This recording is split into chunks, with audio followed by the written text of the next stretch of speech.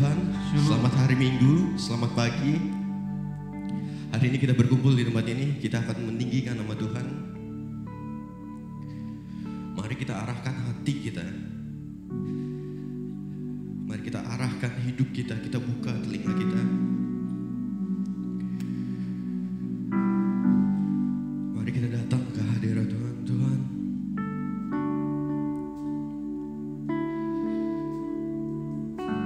ini setiap hidup kami Bapa. Kami gak cuma membawa tubuh kami Bapa, tapi kami membawa segala hidup kami, segala jiwa kami Tuhan, segala pikiran kami Bapa. Kami bawa Tuhan, dan kami arahkan semuanya pada pagi hari ini ke hadirat-Mu Bapa. Karena kami tahu Bapa, cuma di dalam-Mu Bapa kami mendapatkan kekuatan. Cuma di dalam-Mu Tuhan kami mendapatkan pengharapan kami Bapa. Dan hanya di dalam-Mu Bapa kami mendapatkan kelegaan Tuhan.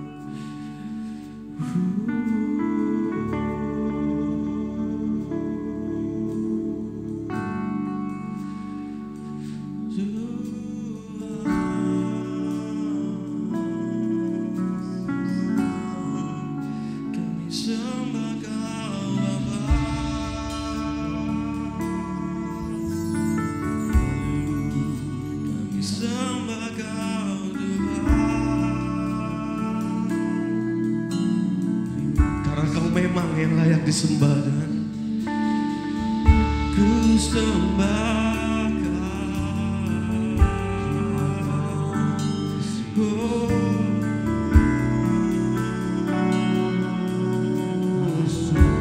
Mari angkat penyembahan kita teman-teman. Tuhan,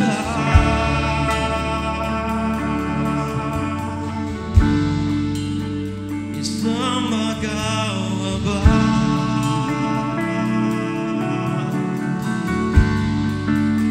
Yang layak disembah.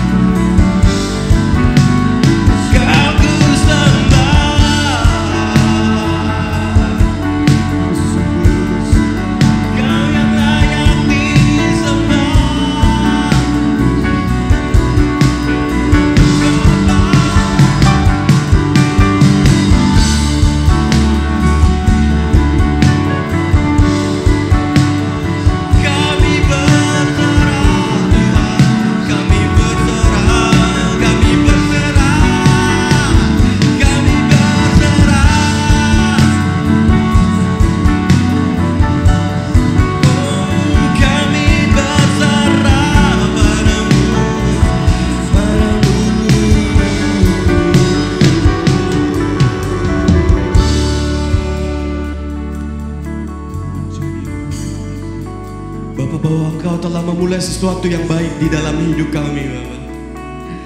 Bahwa Engkau telah memulai sesuatu yang baik di dalam hidup kami, Tuhan.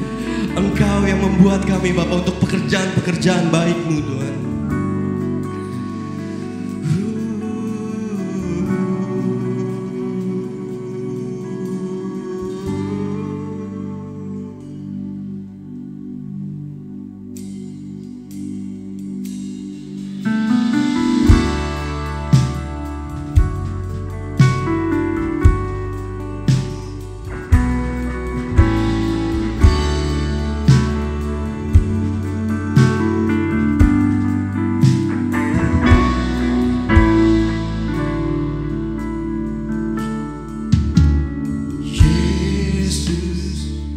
Kau telah memulai segala yang baik dalamku. Engkau menjadikanku serupa gambaran-Mu dan berharga di mata-Mu.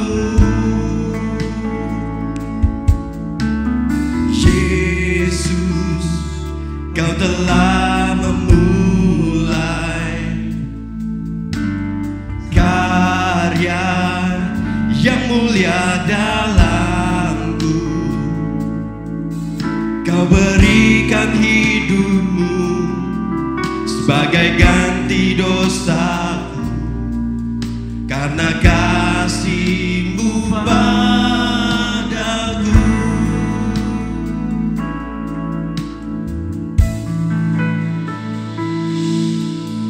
Sekarang ku memuji-Mu, Allah yang setia, yang tak pernah meninggalkan perbuatan tangan-Mu.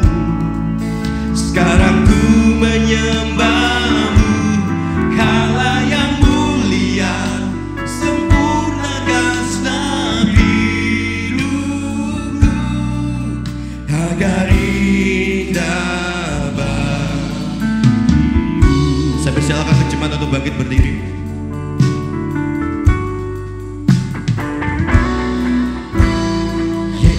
Yesus, Kau telah memulai segala yang baik dalamku.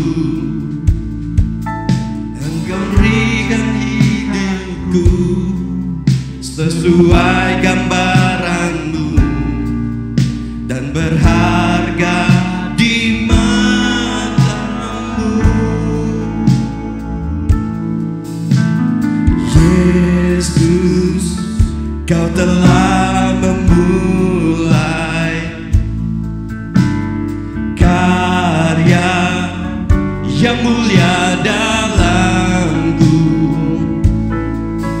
Kau berikan hidup-Mu sebagai ganti dosaku, karena kasih-Mu padaku.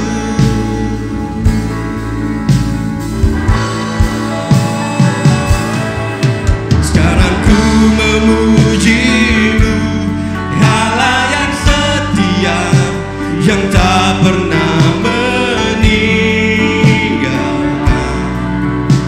perbuatan tangan-Mu. Sekarang ku memuji-Mu, Allah yang mulia, sempurnakan segenap hidup agar indah bagi-Mu.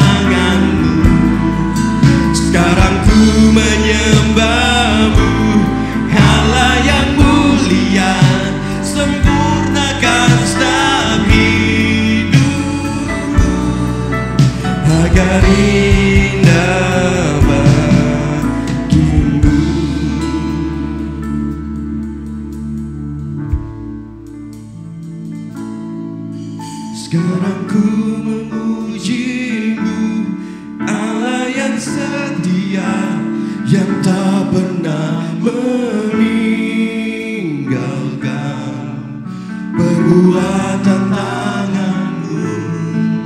Sekarang ku menyembah-Mu, Allah yang mulia, sempurnakan setiap hidupku agar indah bagi-Mu.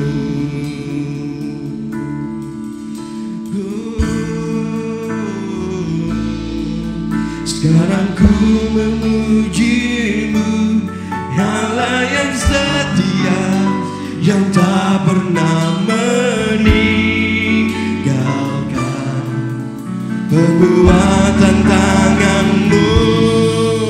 Sekarang ku menyembah-Mu, Allah yang mulia, sempurnakan setiap hidupku agar indah bagi-Mu.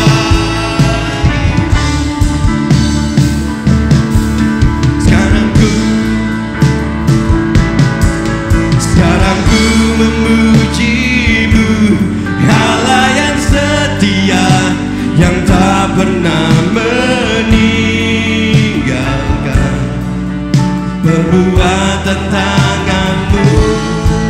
Sekarang ku menyembah-Mu, Allah yang mulia, sempurnakan setiap hidupku agar indah bagi-Mu,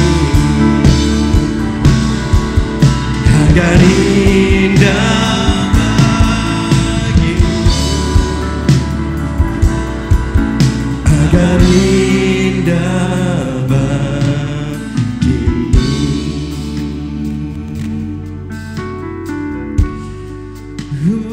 Agar indah bagi-Mu. Kami percaya Kau tak pernah tinggalkan, Kau tak pernah tinggalkanku Tuhan, tak pernah, Kau tak pernah tinggalkanku.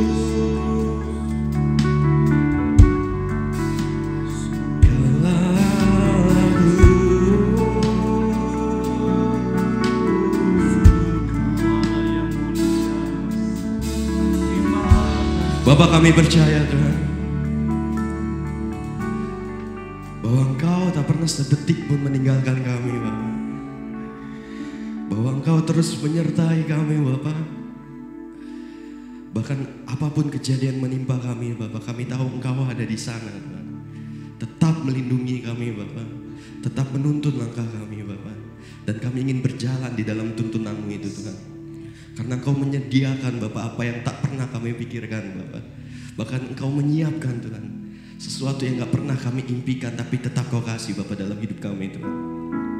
Untuk itu kami nyatakan Bapak, puji dan syukur kami hanya kepadamu, Allah kami satu-satunya, Yesus Sang Penebus yang telah menyelamatkan setiap hidup kami Bapak. Dan sebentar kami akan meninggikan nama-Mu lebih lagi Tuhan. Biarlah ini menjadi pujian yang harum Bapak untuk-Mu Bapak. Hanya di dalam nama-Mu, dalam nama Yesus Kristus kami telah berdoa dan mengucap syukur. Haleluya, amin. Oke, kita akan memuji nama Tuhan dan kita akan memberikan yang terbaik bagi Tuhan, amin.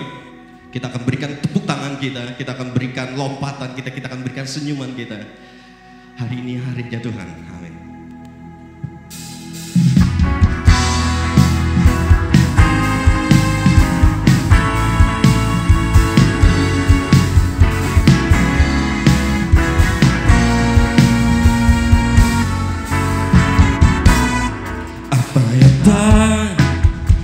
Pernah dilihat mata,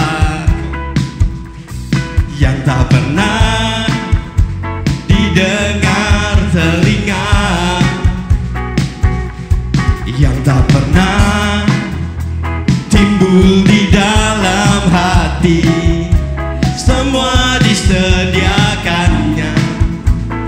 bagi yang mengasihi Dia.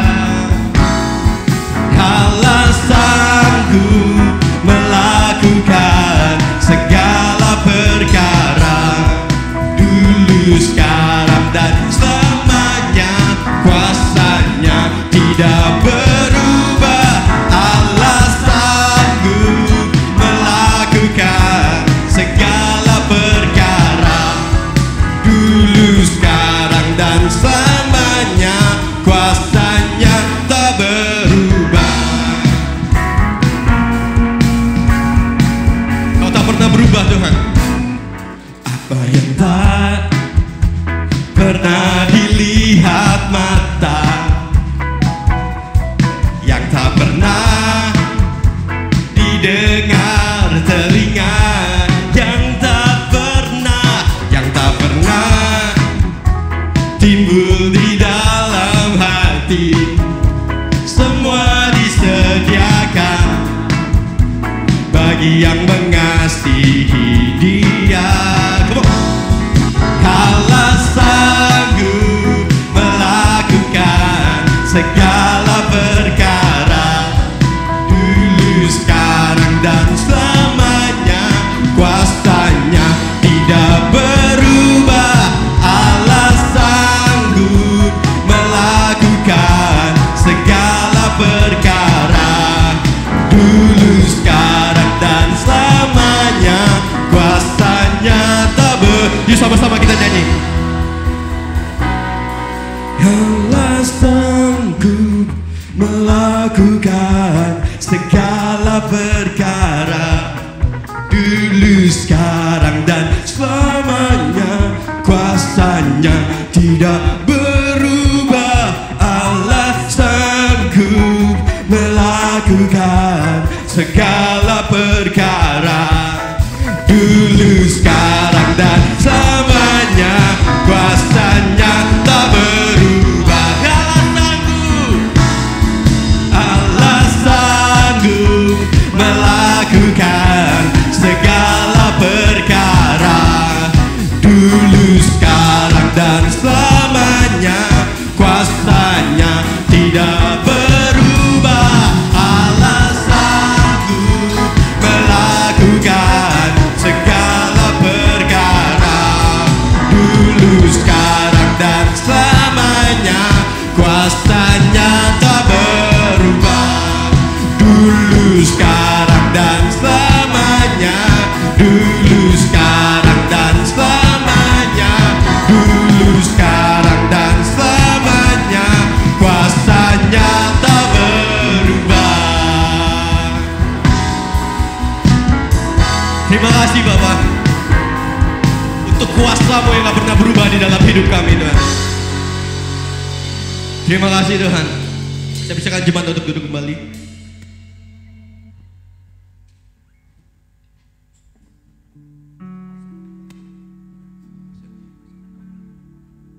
Saya undang untuk petugas kolektor untuk maju ke depan.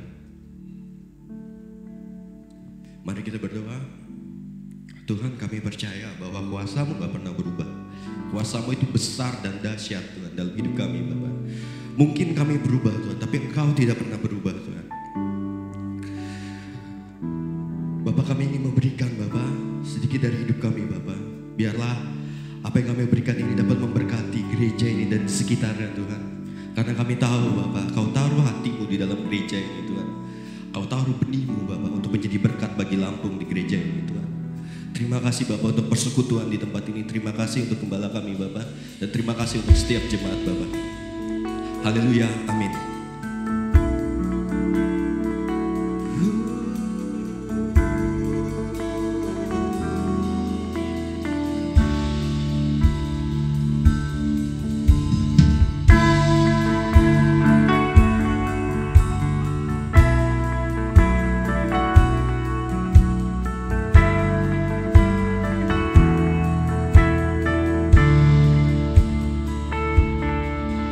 Semua mahkota dunia kan ku letakkan, semua pujian manusia tak ku hiraukan, karena tak ada satupun yang dapat gantikan. Hanya Kau yang kudus dan hanya Kau terbesar. Kau yang layak, Kau yang layak, Kau yang layak disembah selamanya. Kau yang layak, Kau yang layak, Kau yang layak disembah. Saya undang jemaat untuk berdiri lagi. Kita menyembah Tuhan, kita tinggikan pujian kita untuk Tuhan.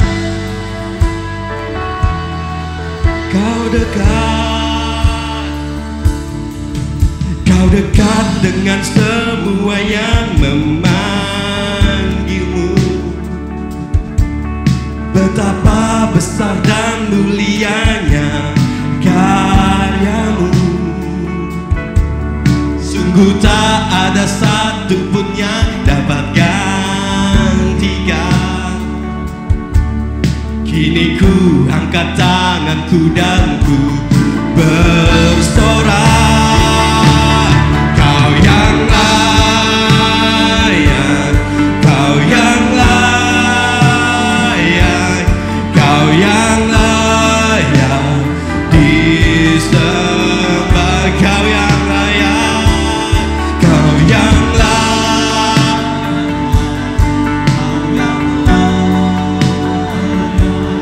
Kau yang layak disembah.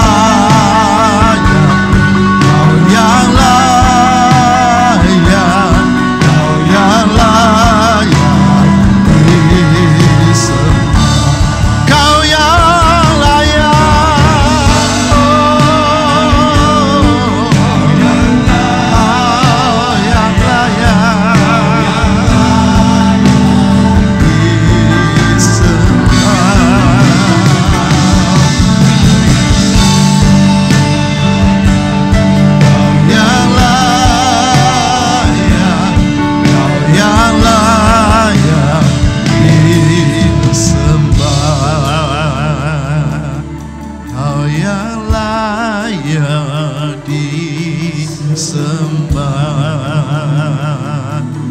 Kau yang layak disembah.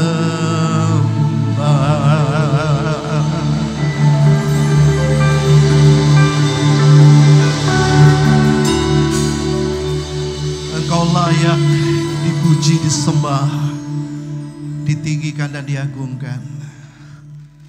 Terima kasih Tuhan. Terima kasih untuk hari ini lagi yang Tuhan percayakan bagi kami untuk bersama-sama memuji, menyembah, bahkan mendengarkan kembali sebagian renungan firman-Mu. Sampaikan isi hati-Mu buat kami mengerti, buat kami untuk memahami isi hati Tuhan dalam hidup kami. Di dalam nama Tuhan Yesus kami berdoa dan kami bersyukur. Semua kita yang percaya dan siap mendengarkan firman Tuhan sama-sama katakan amin, amin, amin. Silakan duduk. Mungkin ehonya ketinggian kali ya, bisa diturunkan sedikit ehonya. Ya. Nah Bapak Ibu Saudara, hari ini saya akan menyampaikan satu kebenaran firman Tuhan. Ya, saya melihat bahwa kita tidak lama lagi akan memperingati hari kematian Tuhan Yesus. Hubungan dengan itu saya akan menyampaikan satu topik, yaitu tentang sabda Tuhan Yesus di atas kayu salib, atau 7 sabda Tuhan Yesus, 7 ucapan atau 7 kalimat Tuhan Yesus di atas kayu salib. Ya, yang pertama, saudaraku yang kekasih, dia berkata, "Ya Bapa, ampunilah mereka karena mereka tidak tahu apa yang mereka perbuat." Itu ucapan yang pertama yang keluar dari mulut Yesus ketika dia ada di atas kayu salib. Ucapan yang kedua, "Sesungguhnya hari ini juga engkau akan ada bersama-sama dengan aku di dalam Firdaus." Dan ucapan yang ketiga, "Ibu, inilah anakmu, inilah ibumu." Tuhan Yesus berkata kepada Yohanes, ya, dia memperlihatkan kepada Yohanes, ya, bahwa inilah, ya, ibumu, dan inilah anakmu, dan inilah ibumu. Yang keempat, "Allahku, Allahku, mengapa engkau meninggalkan aku?" Yang ucapan yang kelima, "Aku haus." Ucapan yang keenam sudah selesai. Ucapan yang ketujuh adalah, "Ya Bapa, ke dalam tanganmu kuserahkan nyawaku." Pada pagi hari ini kita akan belajar satu kebenaran, yang sabda yang pertama tentang ucapan pengampunan, saudara. Ya, nah mari kita lihat dalam Lukas pasal yang ke-23 ayat yang ke-34. Jadi ini merupakan khotbah serial 7 minggu berturut-turut. Kita akan sama-sama mempelajari kalimat yang sangat dalam dan bermakna sebelum Tuhan Yesus mati di atas kayu salib. Ucapan-ucapan inilah yang akan kita sama-sama pelajari. Lukas 23 ayat 34, Yesus berkata, "Bapa, ampunilah mereka sebab mereka tidak tahu apa yang mereka perbuat." Dan mereka membuang undi untuk membagikan pakaiannya. Perhatikan saudara, ucapan kalimat pertama dari Tuhan Yesus ketika dia ada di atas kayu salib, "Ya Bapa, ampunilah mereka." Saudaraku yang kasih dalam Tuhan, Tuhan Yesus memberikan teladan pengampunan ketika dalam penderitaan yang sangat amat dalam. Ketika dia ada di puncak penderitaan, dia malah melepaskan pengampunan. Dari sini kita bisa melihat bahwa pengampunan dosa adalah misi utama dari kedatangan Tuhan Yesus ke dalam dunia ini. Ia telah mengajar saudara dan saya untuk senantiasa mengampuni kesalahan kepada sesama kita. Saudaraku yang kasih dalam Tuhan, Rasul Petrus pernah bertanya kepada Tuhan Yesus, "Sampai sejauh mana Tuhan pengampunan dosa harus diberikan kepada orang apabila orang itu terus-menerus melakukan kesalahan?" Rasul Petrus berkata, "Sampai 7 kalikah?" Ya, saudaraku yang kekasih, Petrus berpikir mengampuni orang sampai 7 kali itu sudah hebat dan cukup. Tetapi kita melihat Yesus berkata 7 kali enggak cukup. Sebab pikiran Petrus, ya, dalam hukum Taurat itu diterapkan hukum setimpal. Mata ganti mata, Keluaran pasal 21-24, gigi ganti gigi, ini setimpal saudara. Ya, tangan ganti tangan, kaki ganti kaki. Apabila seseorang matanya terganggu, dia boleh membalas mata orang tersebut. Apabila gigi orang dicopot, ya, pada waktu orang itu memukul seseorang, dan orang boleh membalas setimpal. Pada waktu tangan seseorang dipancung, ya, orang tersebut berhak untuk membalasnya dengan balasan yang setimpal.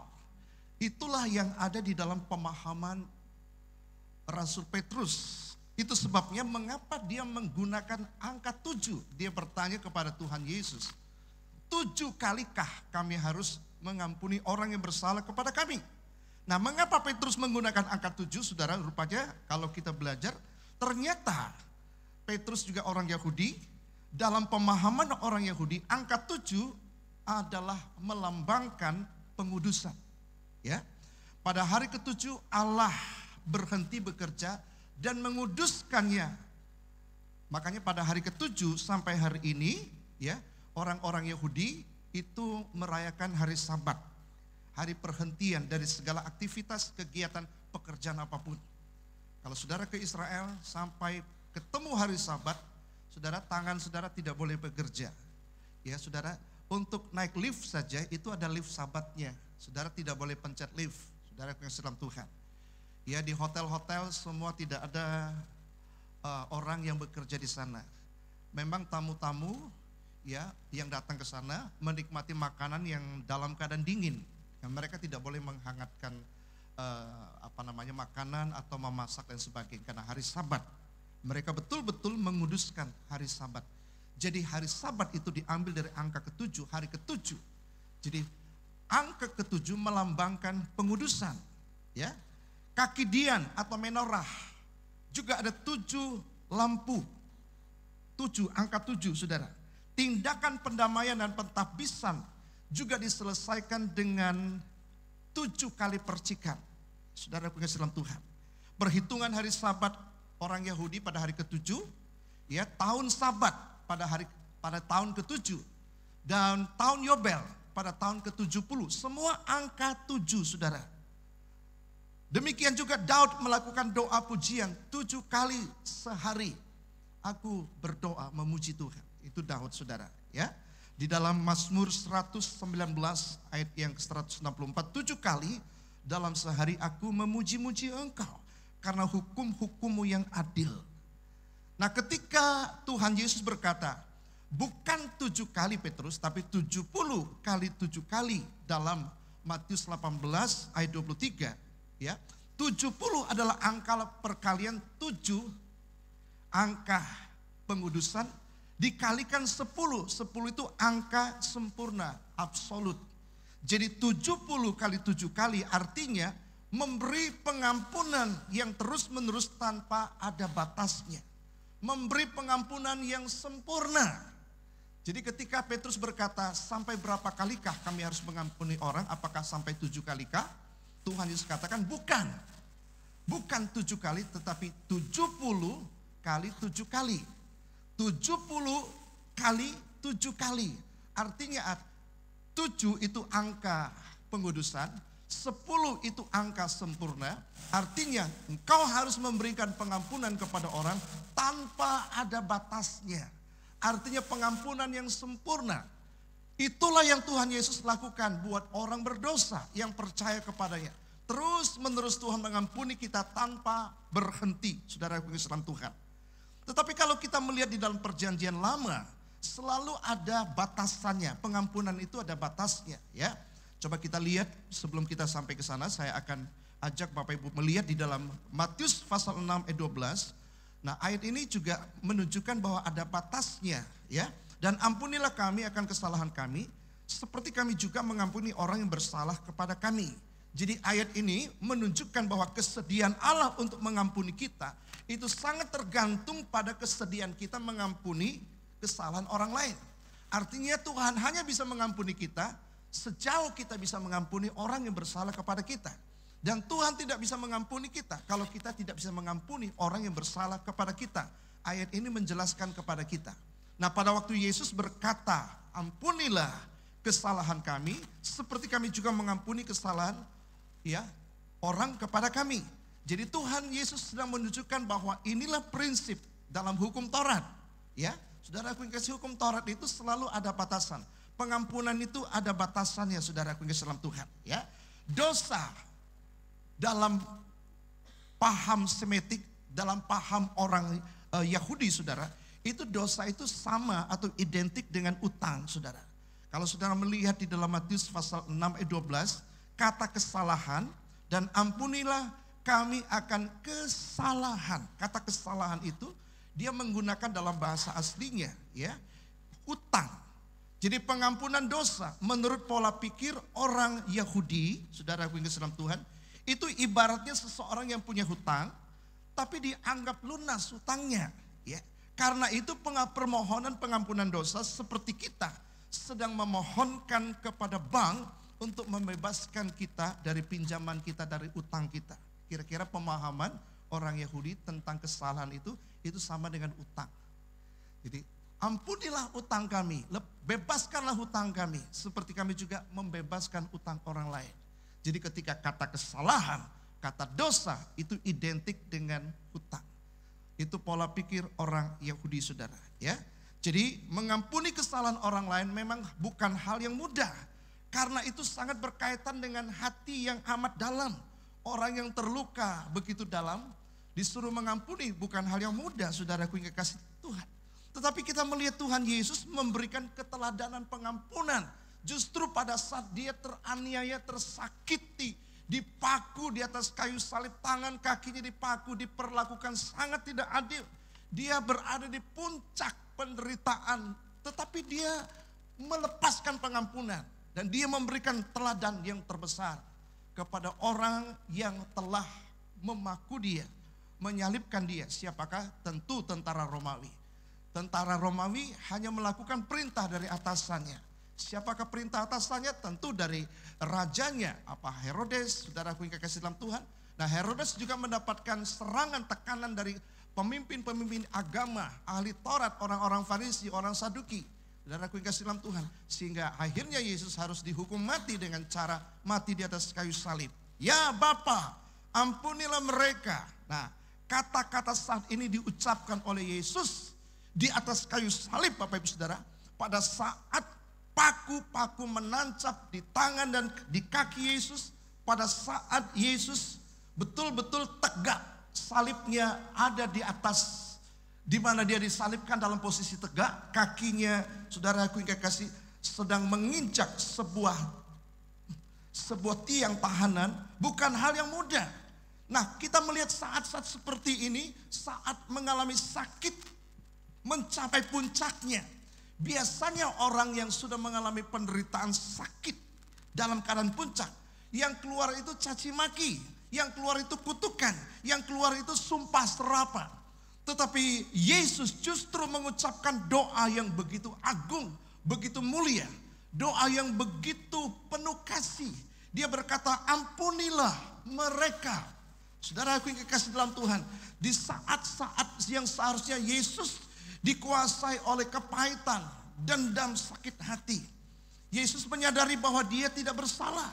Dia datang ke dalam dunia memiliki tujuan yang murni, tujuan yang paling mulia, tujuan yang agung untuk menyelamatkan umat manusia. Tetapi dia mendapatkan dirinya, dia tidak dihargai, dia disalah mengerti, saudaraku yang kekasih. Diperlakukan dengan jahat, diperlakukan dengan tuduhan-tuduhan sepenuhnya palsu, tidak ada yang benar. Dan dia dihukum mati dengan cara yang paling keji, paling kejam, dan paling memalukan, yaitu mati di atas kayu salib. Dan pada saat Yesus diperlakukan keadaan yang tidak manusiawi, ia tidak menyimpan perasaan benci, ia tidak menyimpan perasaan dendam, ia tidak menyimpan perasaan sakit hati, tetapi justru dia berdoa. Dia menginginkan supaya orang diampuni dari kesalahan, dari dosa mereka. Inilah doa Tuhan Yesus di atas kayu salib. Ucapan Tuhan Yesus, kalimat Tuhan Yesus terbesar, yaitu Bapa ampunilah mereka. Lalu dikatakan ampunilah mereka sebab mereka tidak tahu apa yang mereka perbuat. Jadi kita melihat Tuhan Yesus tahu apa yang mereka lakukan, apa yang dilakukan tentara Romawi, apa yang dilakukan oleh pemimpin agama. Ya, mereka tidak tahu apa yang mereka lakukan. Saudaraku yang kekasih dalam Tuhan. Jadi kalau kita melihat di dalam 1 Timotius pasal yang pertama ayat 13, Paulus juga mengatakan demikian. Ya, aku yang tadinya seorang penghujat dan seorang penganiaya dan seorang ganas. Ini pengakuan dari Rasul Paulus sendiri. Sebelum dia menjadi seorang rasul, dia adalah seorang Farisi, saudara. Ya, aku yang tadinya seorang penghujat, seorang penganiaya dan seorang ganas, tetapi aku telah dikasihinya. Jadi kita melihat Tuhan tetap mengasihi orang yang dianggap penghujat, penganiaya, orang yang ganas. Tetapi aku telah dikasihinya karena semuanya itu telah kulakukan tanpa pengetahuan. Jadi apa yang selama Rasul Paulus lakukan sebelum dia mengenal Yesus, sebelum dia terima Yesus sebagai Tuhan dan Juru Selamat, dan Tuhan Yesus menjadikan dia rasul, apa yang dia lakukan itu dia tidak mengenal, dia tidak mengetahui. Dia lakukan itu, dia anggap semua yang dilakukan itu menurut hukum Taurat itu benar. Ternyata setelah dia ditangkap oleh Tuhan Yesus, Tuhan menjadikan dia rasul, baru dia mengakui, karena semuanya itu kulakukan tanpa pengetahuan. Artinya dilakukan di luar iman kepada Yesus Kristus. Saudaraku yang kasih dalam Tuhan. Jadi kita melihat bahwa Yesus tidak berdoa untuk orang yang tahu apa yang mereka perbuat. Tapi Yesus berdoa, Bapa ampunilah mereka karena mereka tidak tahu apa yang mereka perbuat. Saudaraku yang kasih dalam Tuhan. Ya, kalau kita melihat di dalam hukum Taurat itu Tuhan hanya akan mengampuni orang yang berdosa kalau orang itu tidak tahu, tidak sengaja. Dosa yang dilakukan tidak sengaja ataupun dia lakukan tanpa sepengetahuan bahwa itu dosa. Tuhan akan mengampuni, saudara. Coba kita lihat, saudara, ya. Dosa yang tidak disadari atau dosa yang disengaja, ya. Dosa yang tidak sengaja itu disediakan pengampunan, ya. Sementara dosa yang sengaja dilakukan itu dosa yang tidak bisa diampuni. Nah, dosa ini harus ditebus oleh kematiannya sendiri. Ini hukum Taurat, saudara. Ya, banyak sekali ayat-ayatnya, saya cuma tampilkan satu ayat saja, dua ayat saja, ya. Dalam Imamat pasal 4 ayat 2, katakanlah kepada orang Israel, apabila seseorang tidak sengaja berbuat dosa dalam sesuatu hal yang dilarang Tuhan, dan ia memang melakukan salah satu daripadanya. Kita lihat, ya, dikatakan bahwa tidak sengaja berbuat dosa dalam segala sesuatu hal yang dilarang Tuhan, dan ia memang melakukan salah satu daripadanya. Artinya ada dosa yang dia lakukan dengan tidak sengaja. Kita lihat Imamat 4 ayat yang ketiga bagian B. Saudara yang kekasih, ini menunjukkan adanya korban untuk dosa sehingga dosa bisa diampuni. Jadi Tuhan berkata kalau dosa seperti itu tinggal ambil seekor domba jantan, bawa, dipersembahkan, dan dosanya diampuni, dosa yang tidak sengaja itu.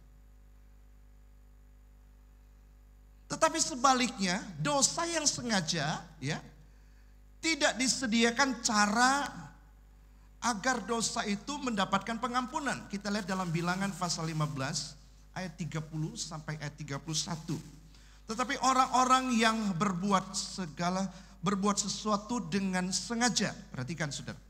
Orang yang berbuat sesuatu dengan sengaja, baik orang Israel asli, baik orang asing, orang itu menjadi penista Tuhan. Ia harus dilenyapkan di tengah-tengah bangsanya. Ngeri, ya, saudara. Jadi kalau dosa, dia sengaja, dia tahu itu dosa, dia sengaja lakukan.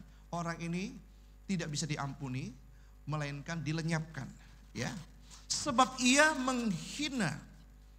telah menghina terhadap firman Tuhan dan merombak perintahnya. Pastilah orang itu dilenyapkan, kesalahannya akan tertimpa atasnya. Saudara, hidup di perjanjian lama, hidup di bawah hukum Taurat, ini konsekuensinya. Kalau saudara tahu itu dosa, tapi saudara sengaja melakukannya, saudara akan dilenyapkan tanpa ampun.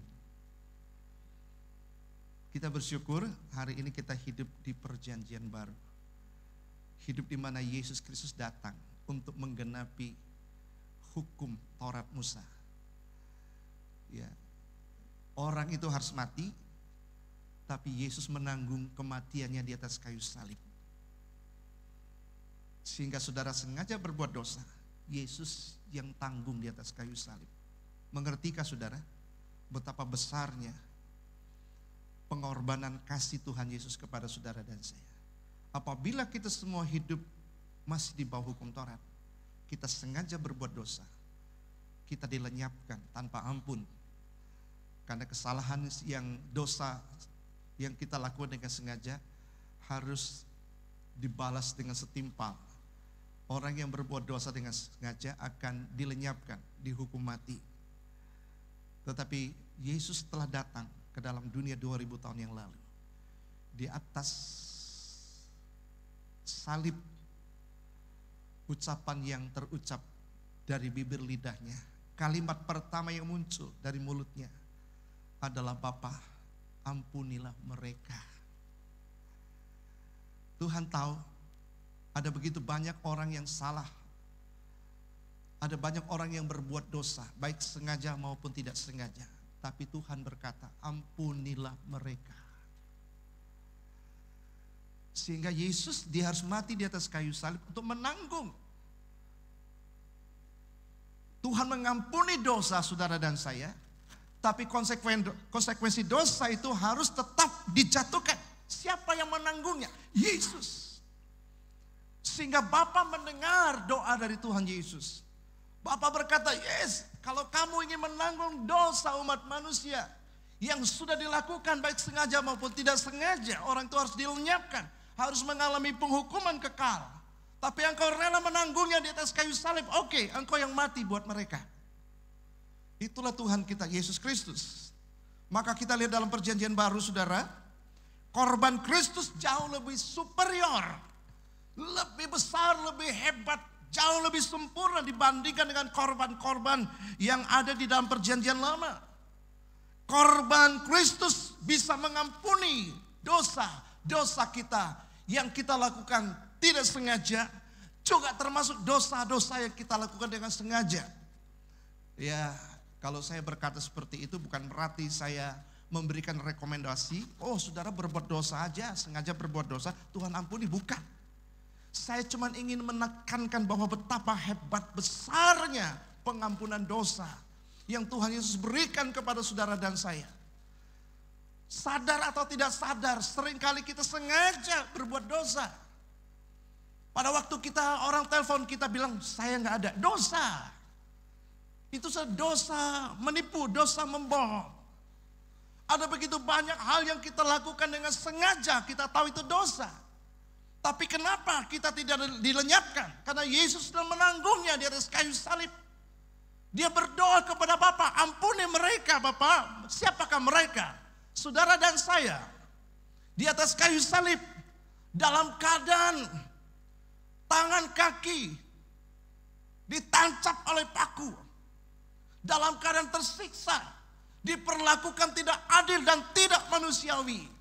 Dia menanggung dosa saudara dan saya. Dia minta ampun kepada Bapa. Dan Bapa melihat pengorbanan sang putranya begitu besar untuk orang-orang yang dia kasihinya. Itu sebabnya korban Kristus jauh lebih superior, jauh lebih besar daripada hukum Taurat. Kisah pasal 13 ayat yang ke-39. Dan di dalam dialah setiap orang yang percaya memperoleh pembebasan dari segala dosa. Jadi tidak ada dosa yang tidak bisa Tuhan bebaskan dan Tuhan ampuni. Yang tidak dapat kamu peroleh dari hukum Musa. Kita nggak bisa dapatkan dari hukum Musa. Hukum Musa sudah jelas. Dosa sengaja masih ada korban penebus dosanya. Dosa sengaja, dosa yang sengaja kamu lakukan harus dilenyapkan. Nggak ada dosa yang bisa mengampuni dosa yang sengaja kamu lakukan. Tidak ada korban penebusan dosa bagi orang yang sengaja melakukan dosa. Tapi dosa yang tidak sengaja kamu lakukan, masih ada pengampunannya. Dengan membawa seekor anak domba jantan, lalu dipersembahkan di atas mezbah. Maka dosa orang yang tidak sengaja dia lakukan itu diampuni. Tapi bagi orang yang sengaja melakukan dosa, tidak ada korban penebus dosa.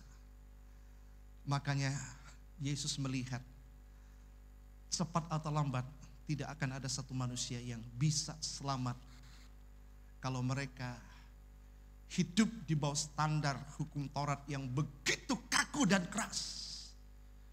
Oleh sebab itu dia datang ke dalam dunia. Dia tinggalkan tahtanya yang mulia. Dan dia harus menanggung semua dosa umat manusia di atas Kalvari, di atas bukit Golgota, di mana dia harus disalibkan.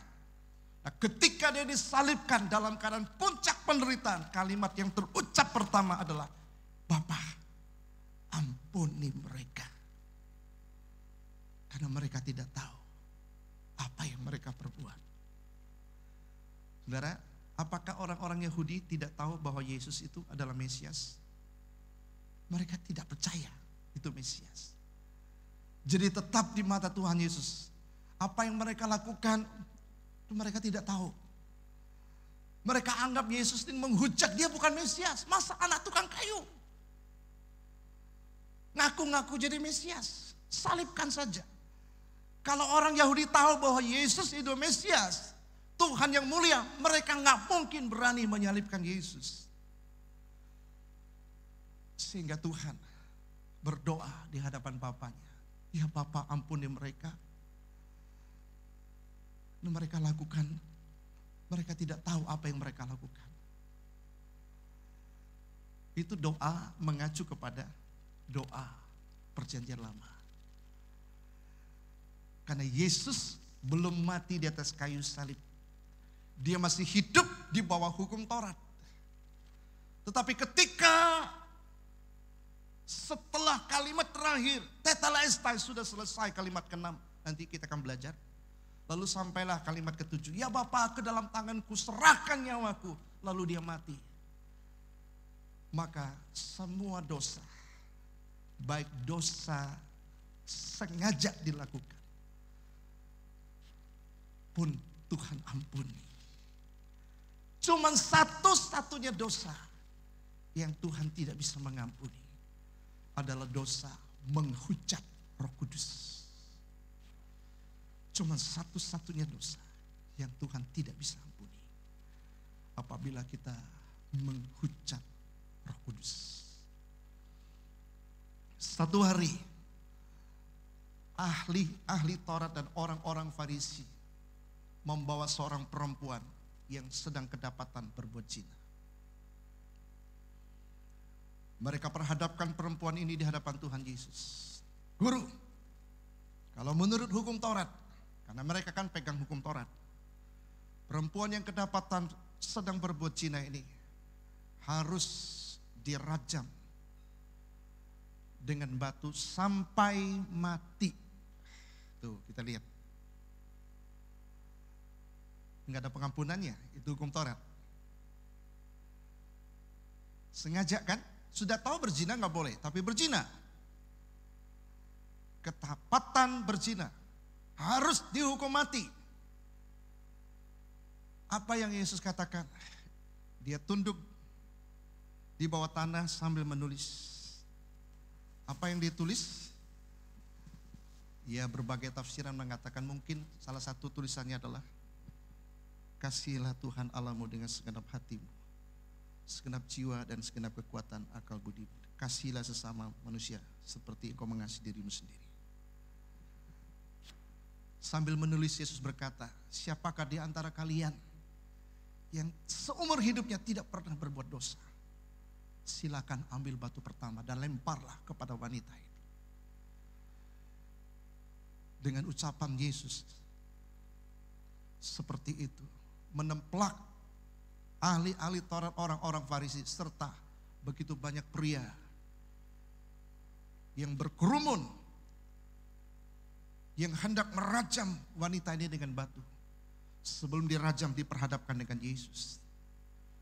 Setelah Yesus berkata demikian, Alkitab berkata satu persatu mereka melemparkan batu mereka, melepaskan batu mereka, tidak merajam kepada wanita itu. Lalu mereka pergi satu persatu. Alkitab mencatat mulai dari paling yang tua, yang paling berpengalaman, paling senior, yang paling mengerti hukum Taurat. Tinggalkan perempuan itu satu persatu, lalu diikuti dengan yang lain. Sampai tidak ada orang ada di samping wanita itu. Lalu Yesus bangun dan dia melihat, di manakah mereka? Apakah mereka tidak menghukum engkau? Kata wanita itu, tidak Tuhan. Lalu Yesus berkata, aku pun tidak menghukum engkau. Dosa sengaja di mata Tuhan Yesus pun, Tuhan Yesus tidak menghukum. Tidak ada satu dosa yang terlalu berat yang tidak diampuni oleh Tuhan Yesus.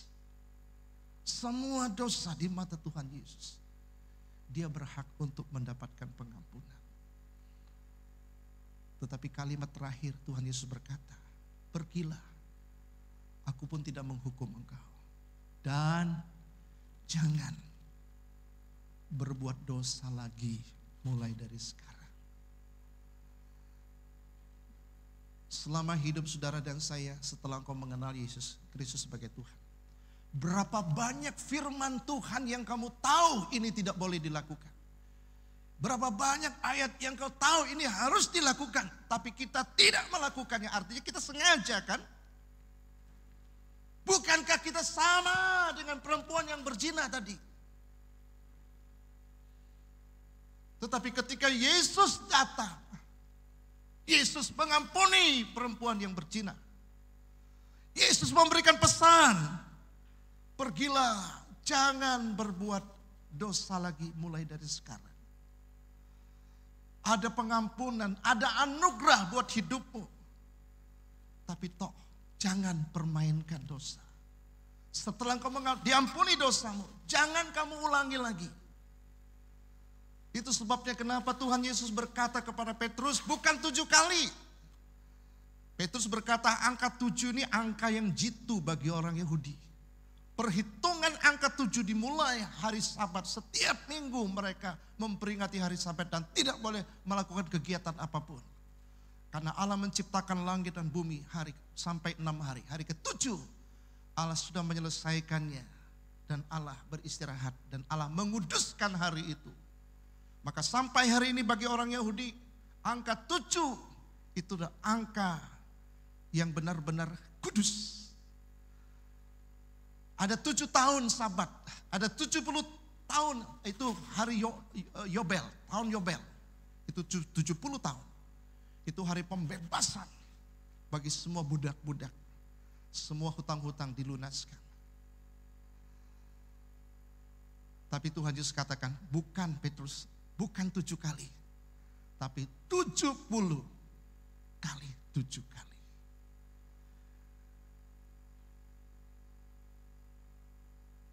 Yesus datang memberikan pengampunan yang jauh lebih sempurna, superior, jauh lebih hebat daripada semua pengampunan yang bisa diberikan oleh manusia. Inilah kalimat yang pertama yang terucap dari mulut Tuhan Yesus ketika dia sedang mengalami esensi penderitaan yang begitu dalam. Dia sangat menderita di atas puncak kayu salib. Dan dia mampu berkata, Bapa, ampunilah mereka. Dia tidak mencaci maki, dia tidak sumpah serapah. Dia tidak berkata, aku datang ke dalam dunia untuk dosa-dosamu, tahu enggak? Saya tidak memiliki kesalahan sedikit pun. Kenapa kamu lakukan itu terhadap aku? Dia tidak berkata demikian. Kalimat yang terucap itu kalimat yang agung, sangat mulia. Kalimat yang penuh kasih. Bapa, ampunilah mereka. Karena mereka tidak tahu apa yang mereka perbuat. Setelah Yesus mati di atas kayu salib, pengampunannya bukan hanya mengampuni kepada orang yang mereka lakukan, yang mereka tidak tahu apa yang mereka perbuat. Pengampunannya jauh lebih luas. Juga mengampuni orang yang sengaja berbuat dosa. Pengampunan itu terus menerus tersedia. Selama engkau percaya kepadanya. Hari ini kau jatuh dalam dosa. Besok kau bangkit lagi. Engkau jatuh lagi. Kau bangkit lagi. Pengampunan Tuhan itu 70 kali 7 kali. Itu menunjukkan pengampunan yang sempurna. Pengampunan yang tidak ada batasnya. Kalau kita pikir 70 kali 7, 490. Itu ada batasnya. Tapi kali lagi. Artinya apa? Kali berapa? Enggak ada batasnya. Kalaupun bisa dihitung dengan angka 490 kali berapa? Titik. Artinya tidak ada batasnya. Orang yang menyakiti hatimu, ampuni dia. Disakiti lagi, ampuni dia. Kok bisa? Karena ada kasih Tuhan dalam hidup kita. Sehingga tidak ada dendam sedikit pun di dalam diri kita. Karena Tuhan memberikan kasihnya kepada kita. Sehingga kita bisa melepaskan pengampunan orang yang bersalah kepada kita, kapan saja, di mana saja. Bukankah kasih Tuhan itu ada di dalam diri kita? Aku mencurahkan kasihku kepadamu. Jadi hari ini kalau kita bisa mengampuni orang, bukan kita, kasih Allah yang ada dalam kita. Kita tinggal mengalirkan keluar, sehingga mengampuni orang yang menyakiti, yang melukai, yang membuat kita, hidup kita tidak manusiawi seperti Tuhan Yesus. Tetap kita bisa mengampuni orang yang bersalah kepada kita. Inilah pesan, inilah kalimat pertama Tuhan Yesus di atas kayu salib. Berapa lama kau jadi orang Kristen? Masih adakah dendam, sakit hati, kebencian, kekecewaan kau simpan dalam dirimu? Engkau perlu mengerti kalimat Tuhan Yesus yang pertama di atas kayu salib. Dalam keadaan menderita yang sangat memuncak, dia memberikan keteladanan tentang pengampunan. Contohi Tuhan Yesus. Dia Tuhan kita yang agung dan mulia. Tidak ada satu kesalahan yang tidak bisa kita ampuni selama kita memandang kepada Tuhan Yesus. Dia bukan hanya mengajar tentang mengampuni, tapi dia memberikan teladan. Kapan itu terjadi? Saat di atas salib. Kalimat yang pertama. Tuhan kiranya menolong kita pulang dari tempat ini dengan hati yang lega dan plong. Tidak ada lagi sakit hati, kebencian, dendam dalam dirimu kepada siapapun. Sekalipun engkau mungkin pernah dilukai. Memang bicara soal pengampunan bukan hal yang mudah. Karena dia menyangkut hati yang paling dalam. Tapi kalau kamu mengerti esensi kalimat ucapan Yesus.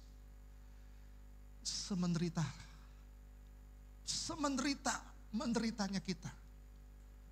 Tidak semenderita Yesus di atas kayu salib. Tapi di atas kayu salib Tuhan Yesus sudah memberikan contoh teladannya untuk mengampuni. Ya Bapa, ampunilah mereka. Kita juga bisa berkata, ya Tuhan Yesus, ya Bapa, ampunilah mereka. Kalau si A, si B, si C menyakiti hati saya, mungkin dia nggak ngerti apa yang dilakukan. Dia lakukan itu dengan hanya keegoisan, kecemburuan sosial mereka, ya kekeliruan mereka. Ampuni mereka Tuhan. Indah bukan? Kalau hidup saudara penuh dengan pengampunan. Saya percaya tidak ada di antara kita yang tidak pernah terluka dalam hidup ini. Kita bisa terluka dengan siapapun. Terutama kepada orang-orang yang pernah dekat dengan kita. Orang kita sayang, orang kita cintai. Biasanya orang-orang itulah yang membuat kita terluka. Tapi dengan orang yang kita gak kenal, kita gak ada sangkut pautnya. Justru orang-orang yang kita anggap seperti keluarga sendiri, saudara sendiri, orang yang kita kasihi, Itu yang melukai kita dengan luka yang paling dalam.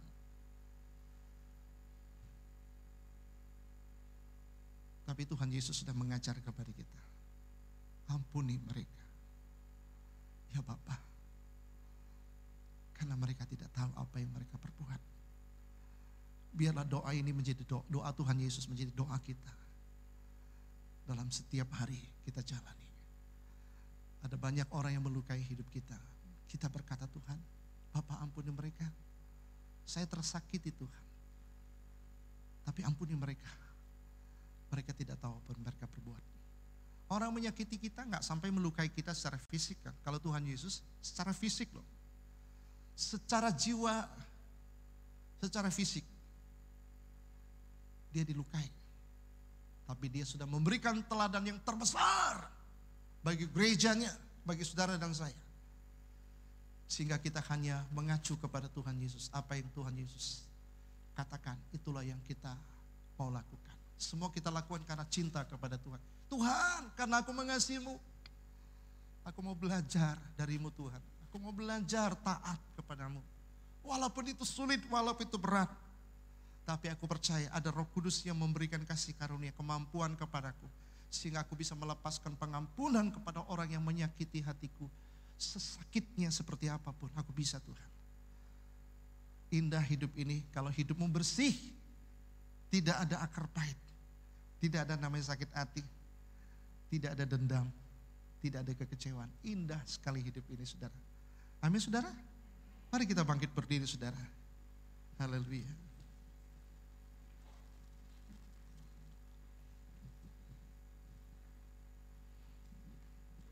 Kita lanjutkan minggu depan tentang sabda Tuhan Yesus di atas kayu salib dengan ucapan yang kedua. Sesungguhnya hari ini engkau akan ada bersama-sama aku di dalam Firdaus. Terima kasih Tuhan. Hari ini kami belajar sesuatu. Kami diingatkan engkau sudah memberikan teladan terbesar dalam hal mengampuni. Engkau bukan hanya mengajar kami untuk mengampuni orang yang bersalah kepada kami. Tapi engkau sudah memberikan teladan. Engkau memberikan contoh dalam hidup ini. Di tengah-tengah puncak penderitaan sakit yang luar biasa. Karena paku-paku yang menancap di tangan dan di kakimu. Engkau tetap mengucapkan pengampunan. Supaya Bapa mengampuni mereka karena mereka tidak tahu apa yang mereka perbuat. Hari ini kami mau belajar untuk melepaskan pengampunan. Tidak ada satu orang pun yang menyakiti hati kami dan kami simpan sampai hari ini. Ketika kami mengerti dan memahami kebenaran ini Tuhan, kami mau berkata seperti Tuhan Yesus berkata di atas kayu salib. Bapa ampuni mereka. Karena mereka tidak tahu apa yang mereka perbuat. Sejauh timur dari barat engkau membuat dosaku.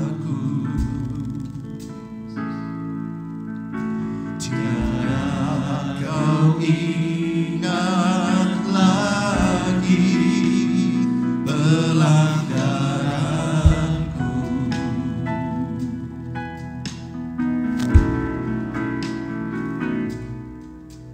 Jauh ke dalam tubir laut kau melemparkan dosa.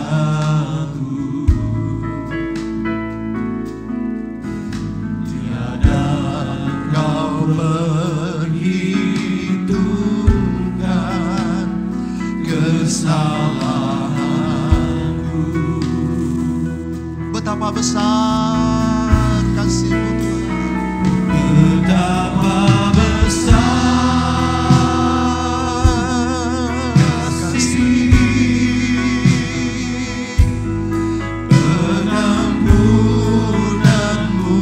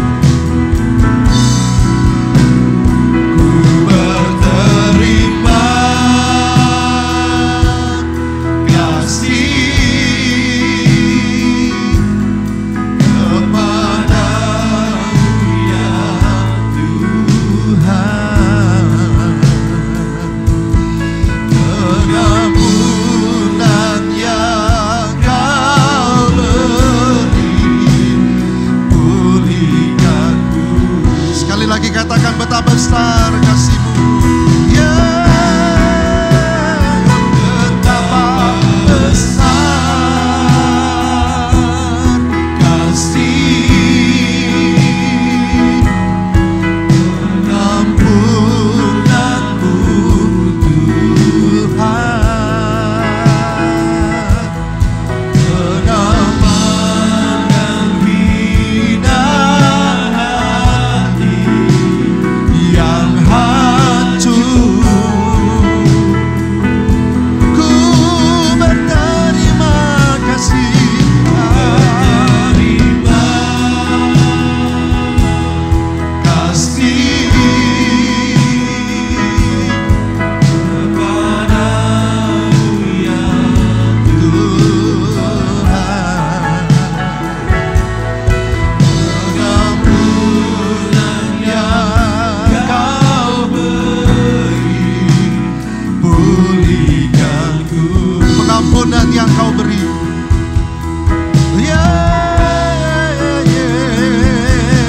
pengampunan yang Kau beri, pengampunan yang Kau beri, pengampunan yang sekali lagi katakan pengampunan yang Kau beri.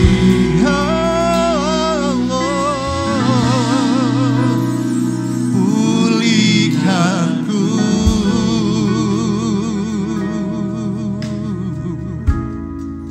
Tuhan mengampuni kita supaya kita bisa mengampuni orang lain. Tuhan memberikan kita kekuatan supaya kita bisa menguatkan orang lain. Tuhan memberkati kita supaya kita bisa menjadi berkat bagi orang lain. Terima kasih Tuhan buat pengampunan yang Kau beri bagi hidup kami. Demikian juga Tuhan, tidak ada lagi kebencian, sakit hati, dendam, kekecewaan di dalam hati kami. Hari ini kami melepaskan semua pengampunan kepada orang siapapun dia yang pernah menyakiti hati kami.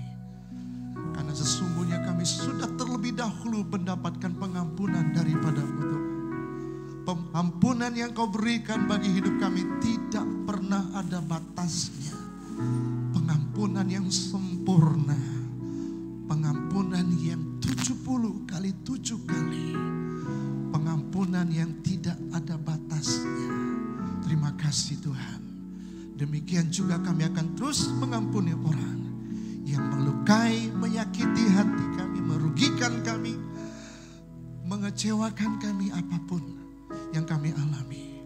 Sehingga hati kami benar-benar bersih, bebas dari kekecewaan, dari dendam, dari sakit hati, dari kebencian. Meteraikan Tuhan firman-Mu dalam setiap hati kami. Jadikan kami benar-benar manusia yang baru di dalam Tuhan. Mengerti setiap kerinduan hati Tuhan yang Tuhan ingin kami ketahui, ingin kami lakukan, ingin kami diampuni supaya kami mengampuni. Di dalam nama Tuhan Yesus kami berdoa. Dan akhirnya saudara, pulanglah karena Tuhan memberkati engkau dan melindungi engkau. Tuhan menyinari engkau dengan wajahnya dan memberikan engkau kasih karunia. Tuhan menghadapkan wajahnya kepadamu dan memberikan engkau damai sejahtera. Karena kasih dari Allah Bapa, cinta kasih sayang Tuhan kita Yesus Kristus, dan di dalam persekutuan Roh Kudus menyertai kita hari ini, esok dan seterusnya, bahkan sampai selama-lamanya. Di dalam berkat nama Tuhan Yesus kami berdoa dan kami bersyukur. Semua kita yang percaya dan diberkati Tuhan, mari sama-sama katakan amin.